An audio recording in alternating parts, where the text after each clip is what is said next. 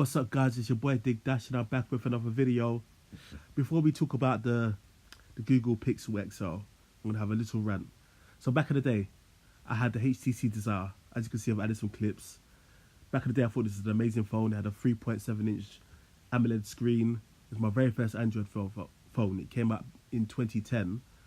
I can't remember exactly what month I put it in, but it was running Android 2.1 Eclair. Because the battery isn't in. Flush touchscreen, glass. Let's make sure it's glass. Take something. Yep, it's glass, obviously. It's capacitive and multi-touch. So we've gotten some buttons down here. Search, menu, home, and this optical D-pad. Around the back, it is rubbery back here. I'm really curious to see if there's a micro SD card installed. Let's pop off the back battery cover. And yes, there is. There it is. There's a 4 GB micro SD card that comes right with the HTC Desire. Very cool. All right, we'll put that back on, and let's do some size comparisons. Got a nice LED flash back here. Some size comparisons with some other devices that you may know. Okay, so here... So as you can see, we've got the HTC Desire fired up now. And you can see the bright AMOLED display with this nice colourful background that HTC have preloaded. And this is the lock screen for the Desire. So if we just drag down the time here, you can see it unlocks the display, and got the weather come up. It's raining outside, so we've got drips of water coming down the screen and a little windscreen wiper flicking across, just like that. The phone can use straight into the dial pad. It also shows you sort of recently called contacts or the contact list, depending on if you've made any calls or not. And then the plus button here, as you can see, shows you can add widgets, program shortcuts, and different bits and pieces to the home screen. Just above these buttons, there's this little bar here you may be able to see in the middle. And that just shows where we are on the home screen layout of the Desire. Because on the Desire we have 7 different home screens. So central home screen here is the main screen, and then we've got 3 extra screens in each direction. You can see the little bar there moves as we flick backwards and forwards between all the screens. And on each of the screens you can completely customize all the different widgets that are So now let's talk about the Google on Pixel. So this is my Google Pixel XL. I've had this for nearly 2 years. Now, this is supposed to be a pure Google experience. You get the latest updates for at least a couple of years. You get free photo storage, full resolution, unlimited apparently, for the next few years at least. And when I initially got it, I thought it was fantastic. It was perfectly smooth. It was rapid. It was a complete change, because before that I was like all about Samsung phones. I love Samsung. But what really frustrated me about Samsung was the simple fact that they take so long to update their devices to the latest OS. It's ridiculous. As soon as you buy it, it's like a generation behind. You know, so I thought, let's go with the Google experience. So now, 2 years in, the Google Pixel XL is really struggling for me. And I know this phone was problematic, but I've had serious issues with it. As you can see, it's just a laggy mess. As you can see right there, it just completely froze mid-transition. And it's been frustrating to use for the past couple of months, because I think since we kind of moved away from Android 8.0, it's just become just really messy. As you can see, look how long it's taken to open the camera. I mean, when I first got it, it was really snappy, it was fast. And now it's just a complete joke.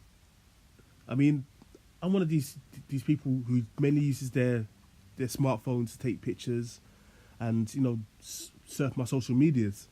And with this, it's so unreliable. It can take so long to open the camera app. I will miss the picture that I want to take, or I won't even bother, because I know that it will take so long to open the camera in the first place that there's no point. I'll miss whatever I'm trying to take. So I'm really frustrated with this phone, and I feel I've just had enough. So I've finally upgraded my phone.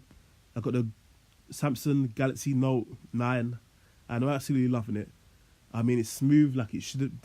This Google Pixel, the pure Google experience, is supposed to be. It's beautiful, unlike this piece of crap. I mean, back then it wasn't a very attractive phone, but I thought Google experience overlooks, you know, function over form. And yeah, it hasn't aged very well. I mean, it's got these gigantic bezels, top and bottom, and you know, they're kind of behind the curve even when the phone was released. But I thought Google experience, I'm gonna stick with that. Fantastic, keep it moving.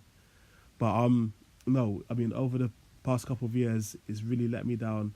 It's not been as reliable as I thought it would be.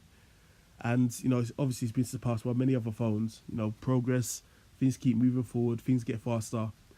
But I would have thought, due to the fact that this is a Google product, using the Google OS, they would have kept this up to date or optimized it in a way that it'll still be usable to this day, like Apple do with their iPhones and their iOS devices. But yeah, it's just a damn shame. So yes, I had to move back over to Samsung, Team Samsung again. This phone's gonna go. It's gonna languish in a cupboard somewhere. I mean, I've tried the Google experience. I thought I'd be different, you know, but it's just not really worked out for me. I mean, and even the new Pixel 3 XL, that doesn't really appeal to me. The only thing that really appealed to me was the camera, but I'm sure that'll be ported over to Samsung soon enough anyway. So what's the point of getting a device that is behind the curve in terms of looks?